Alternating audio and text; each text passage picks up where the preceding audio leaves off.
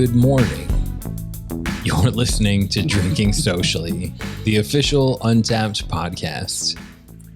Your weekly look into what's happening in the Untappd community and the world of beer.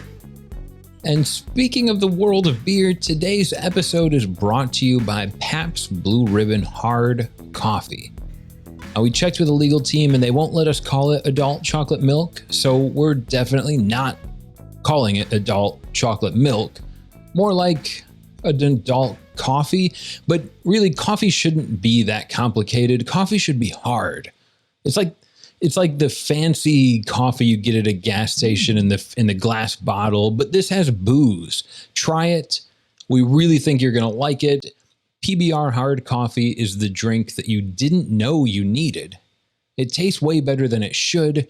Grab some PBR hard coffee and find out for yourself. Seriously, it's good. And while you're awake, maybe slightly intoxicated, maybe slightly sprung on the caffeine, either way, do yourself a favor, do us a favor. Like, subscribe to this show. Every time you do, I put another vote in the yes column for Harrison trimming his hair into a mullet and wearing aviator shades 24/7 all the time in the movie theater while he's sleeping. It's just give us some, because right now that column is incredibly empty. And at one point, I want to help bring you a YouTube video with Harrison in a mullet. So help me change that. And speaking of him, here he is, Harrison. No D-market minor league baseball announcer has ever gotten the crowd going by yelling, "Let's get pumped down." No, it's pumped up. Same with your overly optimistic work colleague. He never creates awkward water cooler conversation with an unprovoked, "So things are really looking down for me." Things are looking up, Chad, right? I hope, for his sake, his family's sake. Dogs never bark down the wrong tree, and it's probably impossible to chalk something down. Although I'm sure I speak for most of us when I say I've certainly cheered someone down before, always by accident. And Disney didn't make a movie called Down, did they? No, they made a movie called Up, and that was right. You did see me probably crying in the first row on opening night of that movie. No warning at all on that one, Disney. Geez, what the heck? Anyway, what is this Up obsession we all seem to have as humans? Why is Up so good? Is it that the Up lobby has more powerful friends and maybe more blackmail than the Down lobby? Is it just because Up is more fun to say? Frankly, I don't think there is an answer. So instead of Nicolas Caging John and I into a national treasure-like scenario to hunt for the truth that only ends up in us making dumb friendships with the funny side characters and beautiful historians we come across, but yields no real answers, today we're simply going to make the case for down by drinking one down. Not just any one, you guessed it, the Year of the Lager continues today, this time with beer-flavored beer. That's right, from Divine Barrel Brewing. As we're going to check off another tick or tick another box or whatever on our Hopped Down badge, the unofficial badge of the Year of the Lager. So grab your favorite low ABV beer and turn that frown upside down. That kind of counts. Anyway, John, what am I talking about? Am I too far down a rabbit hole here? Keep going, man. There's a lot of downtime coming up. Nope. No, coming down. Yeah. Well done. I don't know. No one's ever made a good case for going to... never mind. I'll stop there. So the badge we want to highlight in this episode on Untappd is called Hopped Down. And basically, when you unlock this badge on Untappd, you'll get a little bit of a clue. It says, one cannot live on dank hops alone. Tone down the bitterness and enjoy some smooth flavor. And in order to unlock this badge, what they're kind of hinting at is that it's related to the IBU measurement in the beer.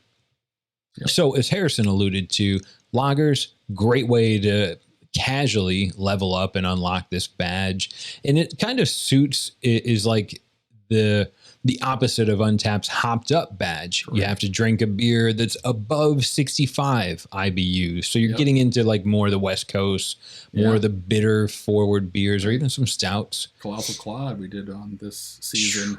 We're hopped up. Good one. Claude had some bitter. And I guess it, like intrinsically an IPA generally should, unless we're talking about New England. And in this case, you could probably earn the hop down badge with some New England IPAs. You definitely could. So IBU, as most of you probably know, stands for International Bittering Units, or sometimes bitterness units. But it's basically, it's a fancy term that means, I don't want to say nothing. It's a fancy measure of how bitter a beer is. Not every beer has its IBU recorded. Certainly not every beer has its IBU listed on Untappd. So if you're trying to get this badge, then make sure, even if it says it on the can, check on Untappd and make sure there's an IBU rating, because it's not legally an obligation for a brewery to display that information. It's almost like a guidepost, right? If the IBU is low or high, you can know what you're going to expect, but it's also a lot up to your palate. So very true. There's a little story on Hopped Down. We're featuring a lager in this episode, and I can't wait to hear Harrison tell me about is the coolest named beer we've had on the show this season. It makes me laugh every time I say it or look at it or read it. Beer flavored beer. It's only a matter of time before this happened. And actually, there are a couple breweries have a beer out there called beer flavored beer, and I think all of them are American lagers. Ours comes from Divine Bell Brewing, though, who are really known for their sours, but every beer they make is amazing. And this is part of a larger series we can kind of talk about in a moment. But let's start with beer flavored beer. So it is an American lager, 5% ABV, 20 IBUs. So it's right there at the top of the hop down kind of criteria, 20 IBUs or less. Rates at 3.65 on Untappd. Love seeing those lagers get above 3.5 in Untappd. And the notes on this beer, right from the brewery themselves, I chuckled this too. It just says, please reference the beer name for tasting notes. Beer flavored beer. Boom. So don't need to say a lot. The beer will probably say plenty. It looks beautiful. Oh my gosh, look at that. You can read a book through it. John's holding it up on YouTube here as I'm about to crack into mine. But let's, what do you know, John? Have you had a first sip? Up, it's happening now. All right, good. Look at that head. It looks fantastic. Sounds like a beer. Ooh, okay. So any of you that have listened to me try and describe a lager have probably heard me say so many times, well, you know, it tastes like beer should, right? It tastes like a lager. It tastes like a lot of your first beers. It tastes like drinking a warm can out of your friend's backpack, trying to pretend that you're drunk. Never mind that. Let's rewind. Sometimes it's hard to make a lager distinct because by their nature, it's non-distinct. It's a really just easygoing beer. But the first thing this hit me with, like nice, fluffy, crisp head. And then as I get into the beer, there's almost like, and I'm waiting on Harrison to help me out, but like, there's like, maybe it's like a nuttiness. Usually I look for like a corn flavor, but I don't think I'm getting that in this beer. I've only had one sip, and this one strikes me as distinct, not mind-blowing, right? There's not a bunch of adjuncts in here, but it tastes different than the last 10 lagers I've had for experimental and science purposes. Yep. And that's what we all do. So all we're doing here is science all day long, folks. This is hard. We're in the lab, deep in the weeds with the beakers and the lab rats. We're the lab rats. But yeah, so I'll tell you what, for me, first sips, it's, you know, so it's identifying itself as an American lager. On the can, it says American style lager. I don't know if they're having a chuckle or not, because we know, we've talked about in the podcast before, you know, if you Kolsch's come from Cologne, if you're not in Cologne brewing them, you probably say you're brewing a Kolsch style beer. But if you're an American brewery brewing an American lager, you probably just say it's an American lager and don't have to say American style lager. But maybe I'm missing a bigger point. Maybe they're having a goof. I love it either way. But all that being said, this to me almost tastes more like a Pilsner, which of course is in the lager family, but it's got that like cracker note that I Yes, that's love. what it is. The crumbly cracker, the Keebler elves are coming for me.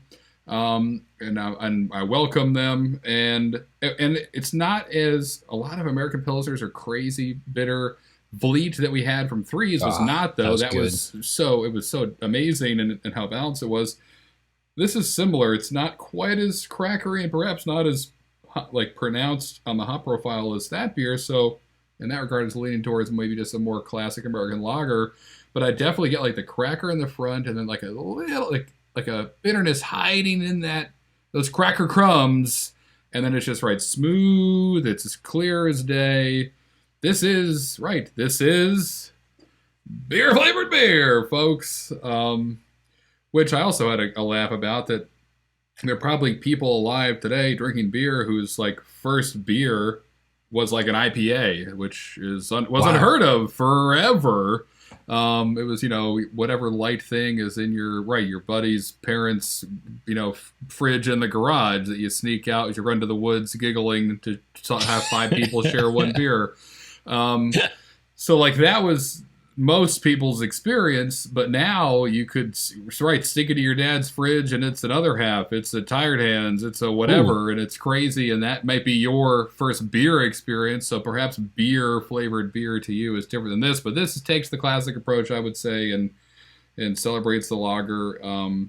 This is awesome. This is like, again, we're not something that's crackery and stuff made us sound too exciting, but for the year of the lager and being lager fans at heart, this is what I was hoping it would be, and it's delicious.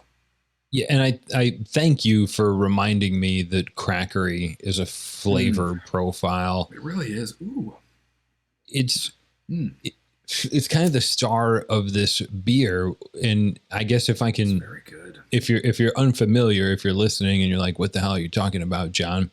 I want you to think about when you drank your first IPA and you're like, what is that bitter, awful, soapy, like replace that part of the beer that you remember from a beer that you didn't like with cracker, like literally go into like saltines in your mind and then make a beer out of them, which that's probably not a raging endorsement to go out and drink this beer, but I find it pleasing, easy to drink, and it's not even sitting adjacent to an Oktoberfest in my head, but it brings that kind of like there's like a warm, heavy comfort to this lager that I like about an Oktoberfest that I sometimes miss when I drink a really light lager and it's just like bubbly water. You're right. That's a great point. Actually, I grabbed that on my second or third sip, whatever it was.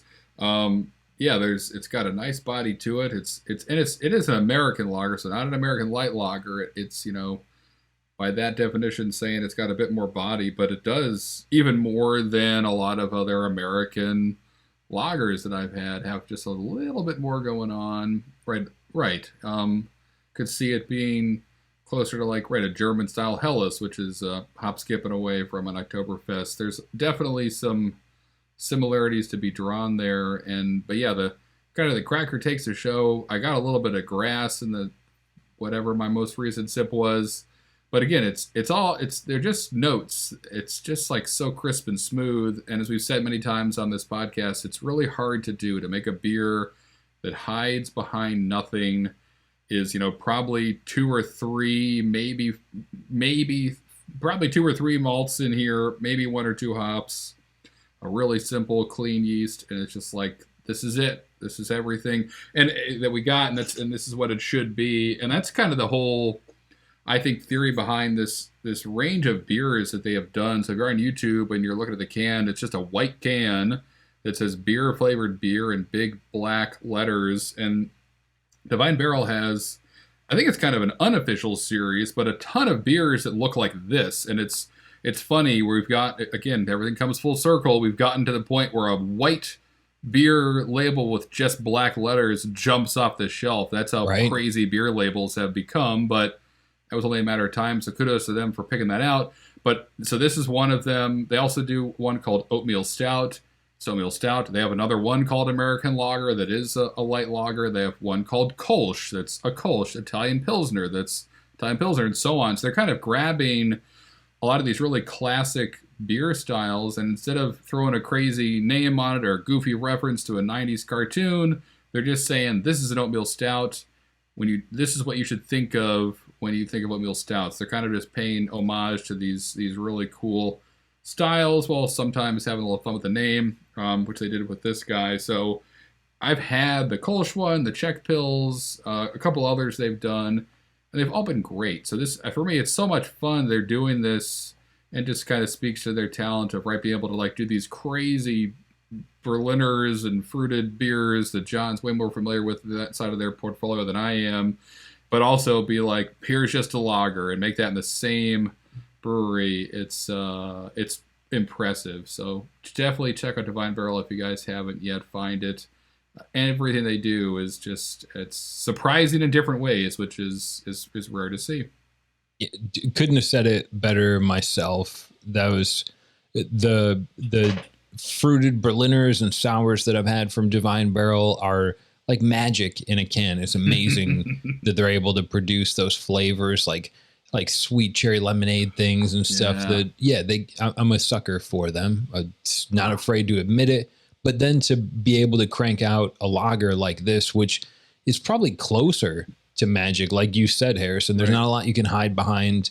There's not a lot of home brewers making a lager while it's kind of cold, and there's some other things that are involved in it. But this is this is showing up right here. We made a lager too. Yeah, if you want to knock us for all the fruited sours, we can also crush lagers and make them beautiful and simple. Right. Exactly right. It's the guy who shows up to the trick shot contest at the basketball court, and everyone's doing flips and loop-de-loops, and he just stands at half court and throws it over his head and gets it in. And the crowd goes, that's what makes the crowd go crazy. And then just walks away. That's it. Catches a bus, goes home. It's that guy. Just mail me the check. And he's out the door. That's what this is. This is, right. It's kind of just the fadeaway over the back half court shot, if that's a thing. But speaking of really things, popular, really popular in nowhere. But speaking of things that are popular, this badge is pretty right. So what do you know? Tell me, John. Tell me all about it. What do we know about Hopped Down in the world of IPAs? Has this badge been shunned, or are we going to be happily surprised? Yeah, I think this badge just almost comes with using Untappd, whether you want to or not. Although I'm still trying to process a world where someone's first beer is an IPA or New England or a fruited Berliner. Like if I would have borrowed that from my dad, I'd have been in love with beer from an earlier age. Yep. That's it. But this badge, so again, all you have to do is just check into a beer that has an IBU rating on Untappd, and it has to be 20 or less. So not very difficult. The badge, therefore, now has been unlocked over 1.5 million times. Wow. So there's definitely there's people that are only drinking Guinness, and that's a real story. They're only drinking Guinness 1,000 times every year, and they haven't unlocked this badge because it's only one beer. You may only drink West Coast, and you're never getting below that threshold. So it's possible that you haven't earned it, but 1.5 million times, and some of the leaders in the beers that people use to unlock this badge for the first time. Right, any beer will help you level it up as long as it's different. But we're talking about essentially someone's 5th beer on Untappd that was 20 IBUs or less. And Harrison already knows Corona's on this list because they're on almost every list. Corona is Tesla's version of free electricity. Like I feel like they just give you Corona when you buy a house now. Here's a fridge full of it. Great marketing. A lot of people drinking Corona. Heineken, number 1 on the list, though. Also popular, accessible beer. I envision this like you're new on Untappd, you're drinking through a couple of beers. Corona's at the party, Heineken's at the party. And then you'll see triple Carmelite we talked about a couple of times on the podcast. That's a It's a kind of a big beer for someone's early foray. Surprise you. You're having fun. Your first triple.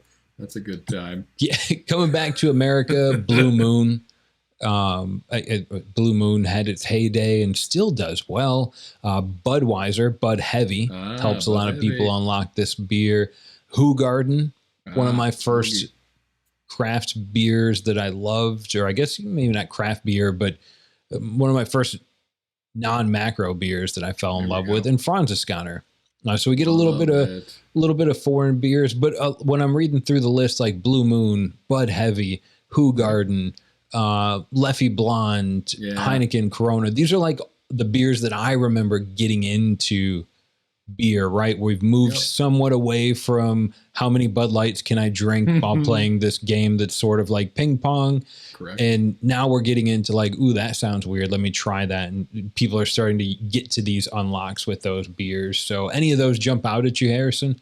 Great call. No, I think you said it best, right? The Franziskaner, Hoegaarden, LeChouffe, Blue Moon, like those are all right beers where you're at the, your local establishment and you want something that's not the light beer you've had for 4 years every night, and people are ordering these things that and so you pick one, you check it out, you check it in, and I feel like, right, I hope that's still a lot of people's experience to kind of go to a bar that has a lot of taps and say, I'll try this guy. What's happening over here? That's got a funny gnome on the tap handle. Give me one of those. Yeah. A lot of good bartenders, except for the ones handing out triple Carmelite. Right, without any warning. They're in bed with the Uber drivers. Something bad's happening there. That's right. Oh, man. After this, you should try to eat our Mega Burger. It's $70 if you don't finish it in 30 minutes, or it's free if you do. Have another Carmelite and let me know when you want to start. Exactly. You're right. That beer can sneak up on you. And that's a really popular beer too. It's funny. It's probably the most checked in triple on Untappd. And yeah, I think so. Yeah. And that's one that I remember. It's funny. That was like an accessible triple that in my early days of drinking in Philadelphia was like everywhere. And you could almost at any bar assume they'd have triple Carmelite. And that was for a short period because it's a 9% beer. Something that I would be like, I don't know what to get. Give me a triple Carmelite. I'll start the night with that. Yep, so start it and end it. Right. I have a nice history that it starts there, then goes to mussels and fries, and then it's all this sounds like a good night, though. Anyway, but speaking of down, hop down, the badge. How are we doing? John, talk to me about this. You're a lover of lagers and all kinds of beer, but I would hope or imagine you're doing pretty well. Where are we at? I'm at a perfect place for me as a Libra. I'm level 50 on this badge. So I'm dead set in the middle. I'm almost afraid to tip the scale. On Hopped Up, I checked on the counterpoint of this badge on Hopped Up. I'm level 54. Ooh, so very balanced. The last one that helped me unlock a new level was the Kolsch we drank on the podcast from Fru. Yes. That was great. This beer is going to get me really close to level 51. I want to kind of challenge myself to see if I can get both of these to level 55. And I'm going to be drinking a lot of low IBU beers, but it seems like a fun challenge, right? It's part of what Untappd helps me make drinking differently as I'm going through the grocery store looking for non-bitter beers. That's fine. So 50 on this badge, Harrison. How are you doing? I'm doing okay. Nothing to sneeze at. I'm at level 28. So not level 1 or 2 or 10. I'm moving along. Hopped Up, though, level 41. So not nearly as balanced as you. Like my astrological sign, the Cancer. I'm claws out and ready to party or something. Yeah, claws out, hops down. Hops down. That's it. Well, but hopped up. Yeah. Damn. It's okay. I'll read it next week and it'll make sense then. But for tonight, 28 level, hop down, hopped up 41. Inner Tube from Burial, which we had on the podcast, was my most recent check-in to help me along the hop down journey. And my first check-in that helped contribute to this badge was Southern Pecan, a brown ale from Lazy Magnolia. So one of the first beers I ever had on Untappd. It was probably one of my first 10 check-ins. So this journey started for me early on, and not making excuses, but right, it's all about, does the brewery put the IBUs, or are the IBUs for the beer in Untappd? And does it matter how many light lagers you drink that say no NA, no IBUs listed, because it's not going to help you contribute to this badge at all. So something to keep in mind there if you are trying to level this thing up, to make sure it's got the IBUs in there. Otherwise, it just will not work. Speaking of things that won't work, or maybe shouldn't work, but could work, John. I have a question for you. Oh, okay. I thought you were about to give me a performance review. Surprise! It's an intervention. I've been hired by your employer to find out what are you doing with all the internet hours you spend in these sites. But that's a different call. It'll be more private. We'll share it online afterwards, as long as the crying isn't too annoying. But today, I'm going to have a little fun and ask you a would you rather, which we're really getting back into. I've been having a blast doing it, and I'm excited to see what you have to say about today's query, because it's kind of a weird one, but maybe you've experienced this partially. More on that in a moment. So what's the question? So would you rather have every lager you drink get more bitter as you drink it? So somehow, in some Willy Wonka style fashion, your lager starts out at 20 IBUs, ends at 50, something like that. Doesn't need to be crazy. Or every West Coast IPA you drink get less bitter as you drink it. So kind of, starts out as an IPA and then maybe ends as like a barley wine or some weird something else. Dogfish had made. Yeah. Exactly, right. Something fermented with grapes that came out of a tomb of an emperor. So that's it. Lagers more bitter or West Coast less bitter as you're drinking the beer. What say you? So what's the preferred experience off the top of your head? Well, I'm in a place, everything's cyclical, and I'm in a place right now where bitter is appreciated. So you go to a West Coast IPA, I think the beer built on highlighting bitter. And I think I live in a world that's close to this, because you start with something that's got a really big bite, one sip in, and then when the beer's halfway done, your palate's kind of adjusted to that a little bit. Right. So it starts that you perceive it as being less bitter. And that's kind of like, I view that every time that happens, I'm like, I conquered this beer. I've adopted to its bitterness. I'm ready to handle it now. Right. You scared me in the beginning, but now we're friends. Right. But now I wear your bear head as a cape, and I am king of the bears. Exactly. Yep. I hear you. And I view that as it's like part of drinking a West Coast IPA. Like, can I get like one of those like Napa Valley beers? It's like 140 IBUs. It's just like, you're not going to taste anything tonight. It's like a challenge. It's like eating a spicy pepper. Right. Exactly. But I don't know much about drinking a lager that gets more bitter as I consume it. And because I don't know anything about it, that's the place I want to go. I want to go to that world where I start with a lager like this is 20 IBUs. It's on the cusp. It's not really bitter whatsoever. Right. And as I go, I think it would be amazing to have, it's like a reverse West Coast IPA. If there's any really scientifically talented brewers, I think we might be onto something here. If you're listening, I don't know how that happens. You have to probably add a magic ingredient or a potion of some sort, make a deal with a witch perhaps, but it may be worth it if you have the lager that gets more bitter as you consume. Some dry hopped lagers I've been having lately. Honestly, I'm really excited about that. I would welcome the chance to drink a 20 IBU lager that finished at 50 or even 70. I think that'd be really cool. I don't know what I would do after that.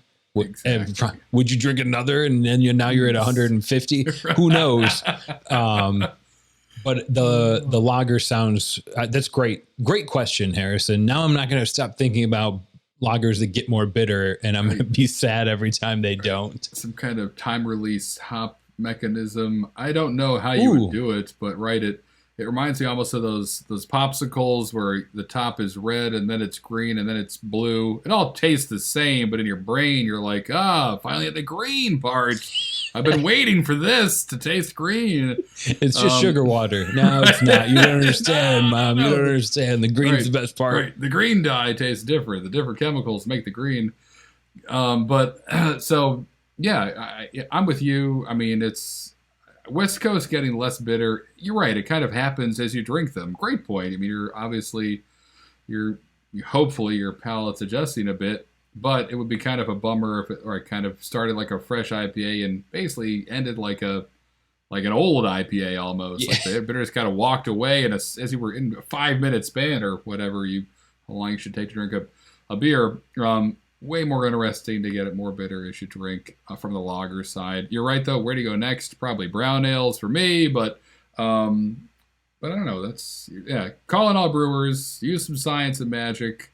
Is that the next Mainly thing? Magic. Right. Beers that change as you drink them, much like Pop Secret back in the day, which for a short period of time used to be, you didn't know what color your popcorn was going to be. That was the secret. You popped it. Was it pink? Was it purple? Was it green? Didn't matter what color it was going in as. You know what color it was coming out as. It's going to be a scary day the next morning before work. I would have loved to sat in on that marketing meeting. Guys, right, exactly. I have a great idea. I got it. Right. It's going to save us. Right. For 9 months. And then that was it. We got people run to the hospital the next day because they didn't know what was wrong with them. Nothing. But anyway, that's how Pop Secret, I think, started. I remember those as a kid being like, blue popcorn. My parents being like, this is never happening again. This is, your teeth are stained. Paint all over the walls. That was not anything to do with the popcorn either. That was just finger Perfect paint cover. Night. That's right. Great question, Harrison. Thanks for asking. Thanks for making me want to live in an imaginary world. Thanks for inspiring all the brewers to make a brand new beer. And speaking of brewers and beer, here's a forced transition or segue. But brewers and beer, usually I think of going out to a place that I want to drink at. As what's our featured verified venue highlight of the week here? Yeah. Where are we going? We're going not too far away from where we are right now to Burlington, North Carolina. So not Vermont, although this one is kind of on the way to our mountains, but to a place called the Mini Dingo, which is a beer bar in historic downtown Burlington, NC, kind of near like Greensboro and Raleigh area, if you're familiar. But this is a really cool, it's kind of this business model you see a lot where it's a beer bar, but it's also like a really like fully thought out bottle shop. Like it's not an afterthought. This is, sure, grab your 4-pack, but also hang out for a pint, maybe do both, bring your friends, all that stuff. And in a really cool town, again, right in the downtown center of it, of Burlington itself. And from the folks at Mini Dingo, they say that they're if you come visit them, you'll find a carefully curated selection of beer, wine, and cider, presented a clean and comfortable and welcoming environment. The space is diverse with our main bar and pub table seating. They have a really large patio, which John's going to talk about in a moment, and actually a speakeasy basement, which you can rent out for parties or whatever you like, but it's very cool. It's got a bunch of vintage furniture down there. It's the whole speakeasy vibe, so it's a lot of stuff happening at once. Outside, bar, to go, speakeasy. We got 16 taps. They have more than 200 plus different beers. They do like half-price flight nights on Wednesdays. Lots of really cool things happening there. So head for a pint, grab some beer to go home afterwards.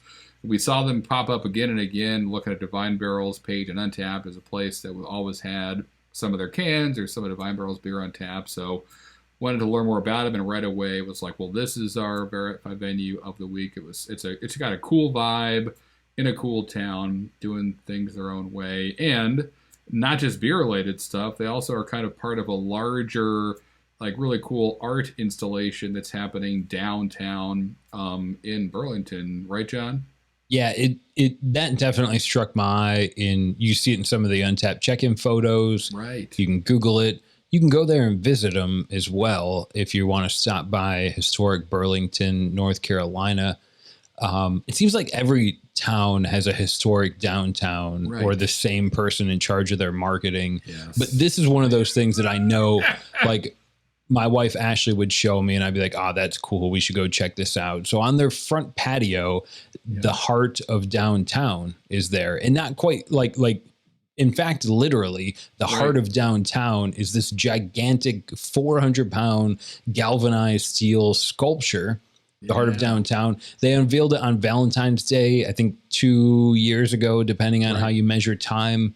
And it was like this big ceremony in Burlington, which is cool. Like, I miss this quaint small town vibe. On the day that Burlington was founded, they unveiled this heart of downtown sculpture. It's designed by Beechwood Metalworks. It was a local fabricator, and it's built to be this like interactive community monument, which is, come on, interactive is digital, right? No, not in Burlington. They literally said, we invite you, the citizens of Burlington, to express your love for the city, for yourself, and for others. And the goal is you come and you put a padlock on all these arches, and you can kind of like put a statement on your padlock. So if there's anything you want to write or put on the padlock, that's kind of part of how you add to the lore of the sculpture and the love of your city. So here's a challenge to you, Harrison. We're standing here on the front patio of the Mini Dingo. You've got a padlock in your hand. You're about to snap it shut on this Heart of Downtown monument. What do you write on the back of your padlock before you close it up on there? Beer. Yeah. Well, family and the kids' names, first grade teacher. Yeah. I mean, all that on the front, and then probably beer on the back. Yeah, that's it. That's me on a padlock. Not a lot of room there, so I guess I'll keep it with the really high level stuff. Speaking of things that you love, John, what was your best beer of the week last week? Tell me about it. Tell the people. Well, it tasted like a trip to IHOP. A lot of knife fights and betrayal. No, sorry. It tasted better than a trip to IHOP. I should have phrased it. It's from a brewery called Vitamin C. A lot of puns to be had there. In this case, the brewery spells it like the sea that is full of water. Correct. So Vitamin C's Brewing's, this was part of their Sour Pipe series, and it was called Blueberry Pancake. And I can't shake it out of my head. Like, it wasn't just a blueberry sweet beer. It wasn't just a blueberry maple beer. Okay. There was pancake in that beer, like better than if you get up early on Saturday and make your own blueberry pancakes. It was ridiculous. I'm jealous of anyone that lives near. I would pronounce it as Weymouth, Mass. I'm sure if I lived in Massachusetts, I'd probably say it's like Weymouth or Wamouth or Wowmouth or something. Yeah. But if you live in Mass, it's a small state. If you live in Massachusetts, look for Vitamin C. And please, if you're interested in pancakes for beer, that was exceptional. That was amazing. Wow. They're not distributed down here in North Carolina. If you're listening and you're local, sorry. But keep your Massachusetts friends close. Exactly. And drink your pancakes. What about you, Harrison? Pancakes, coffee, biscuits, brownies, tea, lagers? I wish all I want. I'm gonna go make pancakes after this, which will awaken the house in a fit of anger, but then maybe happiness because they realize pancakes are happening. True. I'll experience that horrible thing myself and not subject anyone here to it. But beer wise, I had a really something pretty cool. It's called Temporal Purgatory from 18th Street Brewery, which is new to North Carolina, but I'd heard about them before. And this is the opposite of your amazing blueberry pancake beer. This is a pretty classic, very bitter pale ale. It actually boasts tons of Chinook and Mosaic hops, which, if you've heard us talk about it, Chinook's got is an alpha hop. It's used as a bittering hop. Mosaic kind of used as like a finishing hop a lot of the time, but has good alpha acids to it as well. So it can impart a lot of bitterness. You don't see that combo a lot. Chinook's kind of like classic old school hop. Mosaic's kind of like one of the newer school hops, kind of right in the middle of like the new stuff we're seeing from Australia, New Zealand, and like the old school C's, the Chinooks, the Cascades, the Centennials, the Columbus. So old school, new school together. Rarely see these two specifically. I can't think of another beer that features both and just those two. And they're great. It's a big, bitter punch. It was a real pale ale. It was not like a hazy pale ale. It was like a nice kind of copper-looking pale ale. But it was really fantastic. And just again reminded me. I'm always struck by those when you get one, you sit down with a pale ale, and it tastes like a beer you had 10 years ago, and you thought, yes, right? Like maybe those beers are gone. Maybe they're never going to come back. Maybe nobody cares about it anymore. Somebody makes them. And then I sat down to this and really enjoyed it. So certainly not crazy, but it was a welcome escape and a little bit of a temporal purgatory. No, but temporal time travel. Anyway, that's not important. But definitely enjoyed it. And we'll look for more stuff from 18th Street as I think they're going to be bringing more North Carolina. So I'll have to see what they have next. Because I was impressed with the first beer I had from them. I think I've had 18th Street once on a friendly legal bottle share. Yep.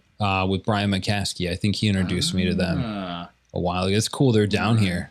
I know, yeah, brand new. So NC getting a lot of amazing stuff right now. Great time to be alive. We're trying our best, folks. Drink through it all. We're working on it. We hear your cries. A lot of science.